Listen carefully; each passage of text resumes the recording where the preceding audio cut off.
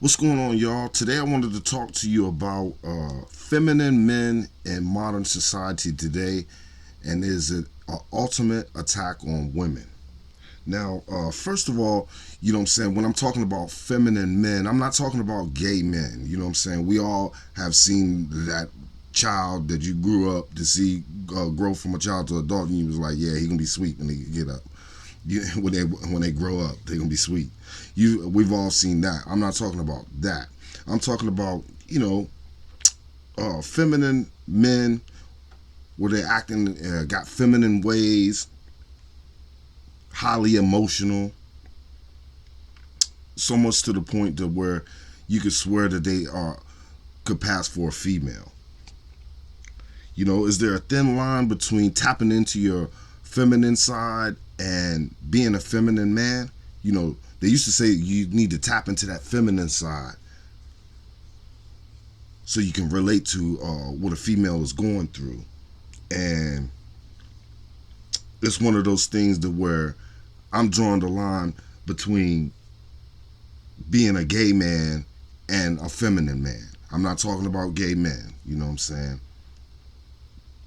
But the characteristics of a feminine acting dude, I think, is something that needs to be discussed, because in the long run, I think it's an attack on women. Some would say that this is calculated, this has been planned, this has been going on for a long time, the ultimate attack on women. And for some of y'all could say, that's a conspiracy, I don't know about that. But if you look back on it, it kind of makes sense, to where masculinity now, or a masculine man, is frowned upon in modern society these days, to where if you feel like you're a manly man, you don't feel like you have no space in today's society. And most of them are called toxic males. Toxic males, if you exert those characteristics. And so much so to where, it seems like you can't even find a masculine man, especially on TV anymore, you know what I'm saying, or it's very rare. They uplift the feminine acting man, or the simple acting man, and the masculine man is just dropped down here somewhere, And it got me thinking about what's the end game to all that. So if you think about it, let's say you're thinking about in terms of 50, 60 some years from now when we're long gone. But if this trend continues to where it's no masculine men left to protect women, protect children, or protect anything, then the women that are left over, they're going to be at the beckon of whoever's at the wheels of power and control. And I ain't gonna say that there ain't no tough women out there that couldn't defend themselves, but it won't be enough.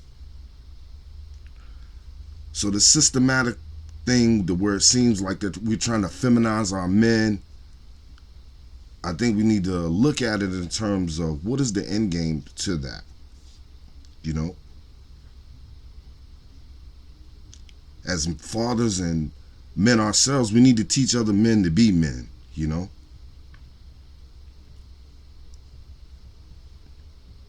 I could be comfortable in a room full of women because I was raised by women,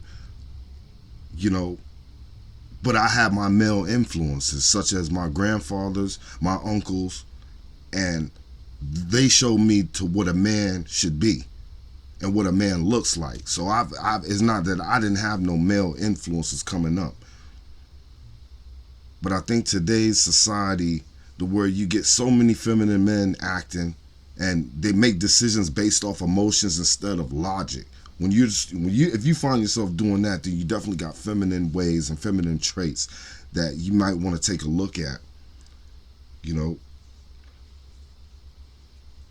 We need each other to push forward, men and women.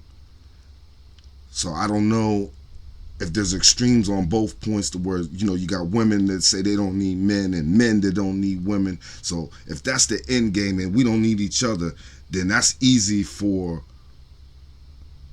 society to fall apart, I believe. And for those that believe in population control, that would fall right into those hands. If there's no longer any masculine men along that come along to protect women,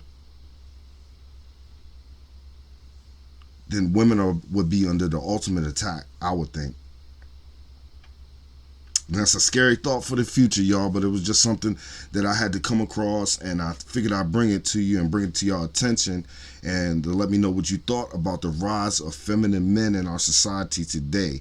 And will masculine men ever be able to get lifted back up again to where they rightfully should be? I think if you have that chemical imbalance, it throws things off, y'all, and so much so to where it could cause chaos. It could cause anarchy, and it could cause destruction. And hopefully we're not headed along that road, but only time will tell. Well, let me know what you think down in the comments about this topic today. Once again, it's your boy Chris B. Holla at me. I'll get back with you.